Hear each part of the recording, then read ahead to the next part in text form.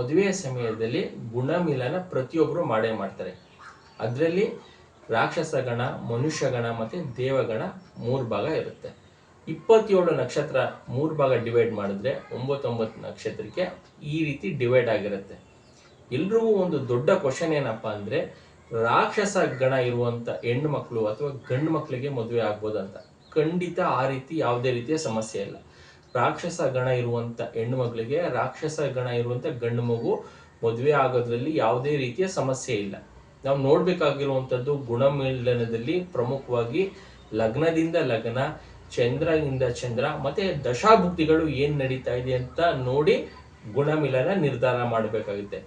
ಇಲ್ಲಿ ಯಾವುದೇ ರೀತಿಯ ಮನುಷ್ಯಗಣ, ರಾಕ್ಷಸಗಣ ಇದಕ್ಕೆ ಮ್ಯಾಚ್ ಆಗುತ್ತಾ? ಎಷ್ಟೊಂದು ಜನ ಒಳ್ಳೊಳ್ಳೆ ಆಪರ್ಚುನಿಟಿನ ಕಳ್ಕೊಂಡಿದ್ದಾರೆ ಜಸ್ಟ್ ಅವ್ರ ರಾಕ್ಷಸಗಣ ರಿಜೆಕ್ಟ್ ಮಾಡಿ. ಈ ರೀತಿ ಮಾಡೋದ್ರಿಂದ ಒಳ್ಳೆ ಆಪರ್ಚುನಿಟೀಸ್ನ ಕಳ್ಕೊಳ್ತಿದ್ದೀರಾ.